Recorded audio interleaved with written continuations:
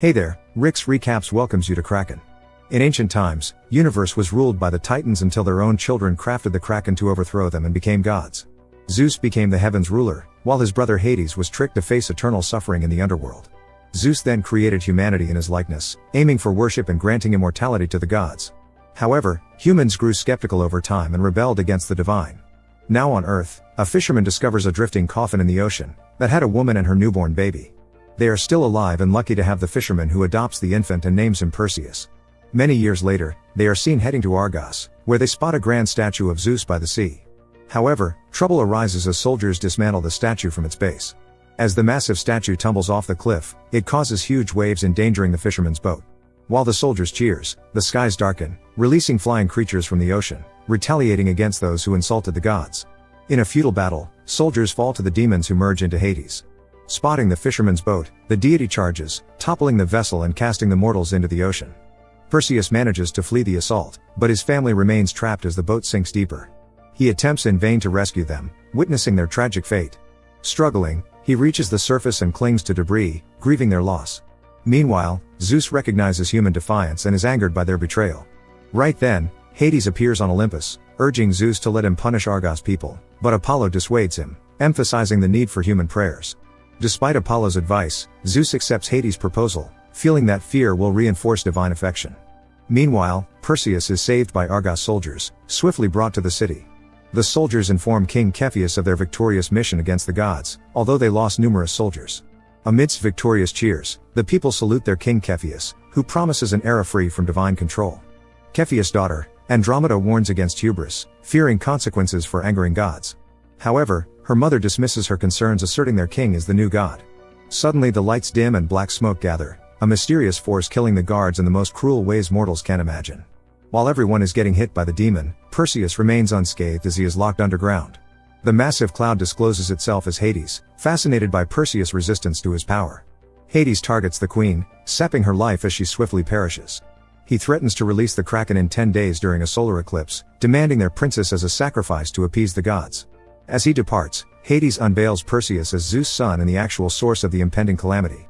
Soldiers promptly seize Perseus, their leader Draco subjecting Perseus to torture, seeking a solution to the curse. Perseus, like others, lacks answers. However, a woman named Io arrives, well versed in his history, confirming his demigod status. His past unfolds. King Acrisius rebelled by assaulting Olympus, prompting Zeus to punish him. Zeus assumed Acrisius' form and slept with the queen.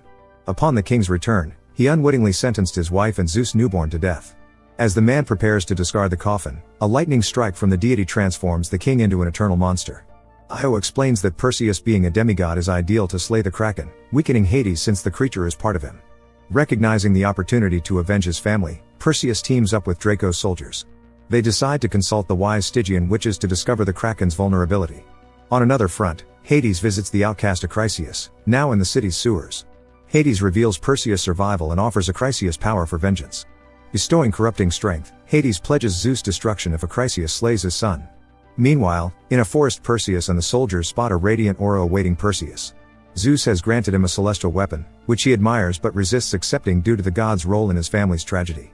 Soon, Perseus encounters an extraordinary sight, a herd of winged horses before him. However, his awe is cut short when a larger black-winged horse lands, which scares him a bit. Io appears, identifying it as Pegasus, a divine creature to aid in Kraken's defeat. Amidst their talk, a nearby scream compels Perseus to rush to the soldiers. Tragically, Acrisius has swiftly slain 2 comrades. The creature assaults Perseus, knocking him down the hills in a relentless chase.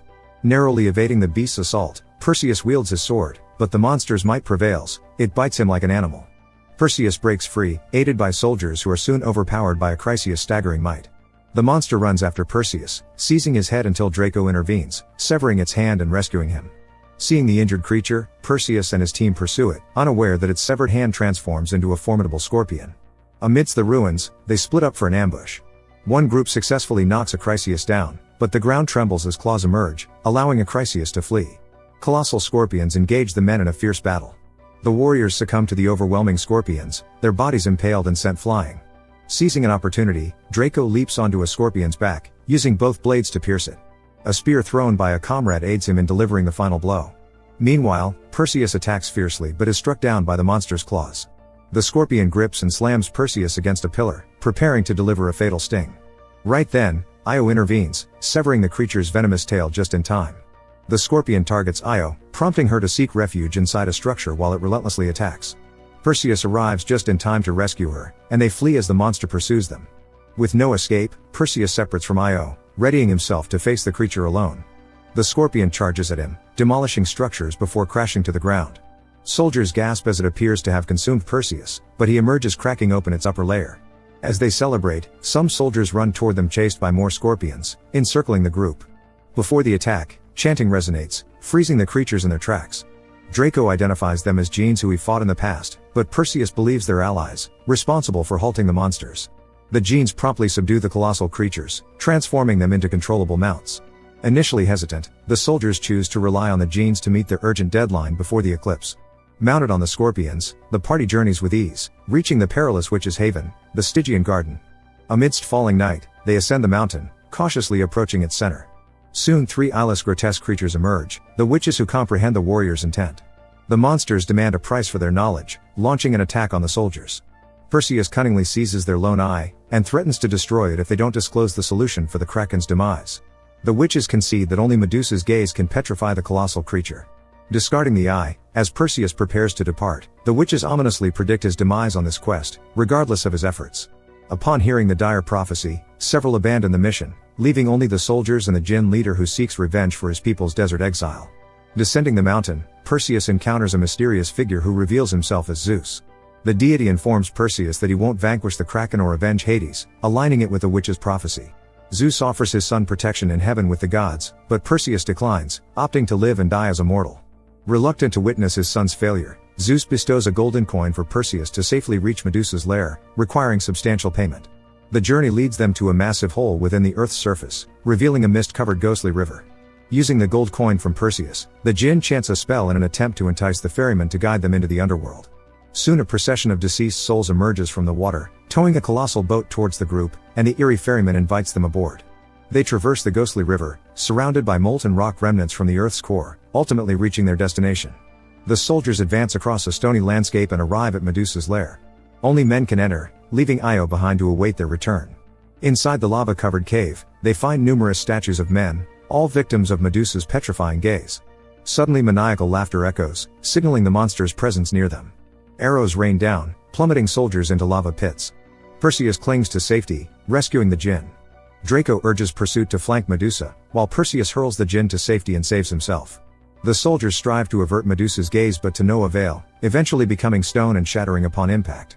Perseus and the Jinn evade Medusa's arrows, hiding from the huntress on the prowl. He instructs his companions to wait while he baits the demon, darting into openings. Medusa pursues, aiming to rend him. Perseus dodges while Draco observes, awaiting the ideal moment to strike. Perseus draws the monster towards the Jinn, attacking her head but missing. The Jinn ends up ensnared by her tail, but Medusa's attempt to petrify him fails due to his fleshless form. Mocking Medusa, the Jinn self-destructs, creating an explosion that mutilates the monster and sends Perseus flying. Before Medusa recovers, Draco jumps onto a pointy rock on the ceiling, cracking it open and pinning her tail. Furious, Medusa petrifies Draco. This grants Perseus a chance to target her head using his shield's reflection. Medusa confronts as Perseus leaps with eyes closed, slashing her head with a single blow. Perseus emerges as the sole survivor, bearing the demon's head, but finds Io impaled and flung against a wall by Acrisius. Charging at Acrisius, Perseus seeks vengeance for his friend, but the monster quickly overpowers him. Perseus battles fiercely, landing a stab on Acrisius' leg, yet his strength falters in comparison, resulting in a forceful blow. Witnessing his friend's dire condition, Perseus seizes the divine weapon, leaping and striking Acrisius. Relentless onslaught weakens Acrisius until he is impaled in the stomach. Acrisius turns into a human before he plunges into the abyss. Perseus hurries to Io, attempting to save her, but she urges him to leave her and focus on stopping the Kraken to save Argos inhabitants. Io's last words console him before she dissolves into dust. Right then, he spots Pegasus descending, providing a path back to Argos before the city's demise. As the eclipse nears, the ocean floor parts, unleashing colossal tentacles that surge towards the city, generating massive waves. Citizens grasp the impending peril and fasten their princess to a platform, a sacrificial plea to appease the Kraken and spare their lives. Enormous tentacles surge from the depths, pulverizing the city, people fleeing in desperation. Meanwhile, Olympus' palace quakes as Hades unveils to Zeus how gods were tricked into making him stronger. Given the Kraken's origin from Hades' body, its havoc fuels his strength while weakening others. Meanwhile, Perseus draws near to the Kraken, determined to slay the beast. Hades spots Perseus and transforms into an army of demons to counterattack. These demons manage to seize Medusa's head from Perseus, who witnesses massive tentacles wreaking havoc in the city, claiming innocent lives. Perseus fends off the pursuing demons, toppling them in his pursuit of Medusa's head. The Kraken rises from the sea, its immense form and roars evoking terror among the populace.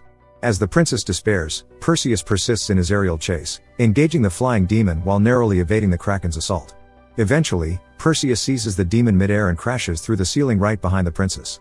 The Kraken advances to devour the princess, but Perseus seizes Medusa's head and unveils Medusa, exposing her gaze to the colossal creature. Slowly the Kraken petrifies, bellowing in torment. The monster's furious roar accompanies its gradual transformation to stone, its massive arm crashing onto structures below, claiming lives. Andromeda plunges into the ocean as the colossal Kraken shatters into fragments simultaneously. Hades confronts Perseus, seeking vengeance for the slain Kraken. Perseus channels lightning using the sword, hurling it at Hades, unleashing a mighty shockwave that forces Hades back to the underworld. Plunging into the water, Perseus rescues Andromeda from drowning, reaching the shore unscathed. Grateful, Andromeda proposes marriage, but Perseus declines kingship aspirations. Returning Andromeda to her people, Perseus is visited by Zeus.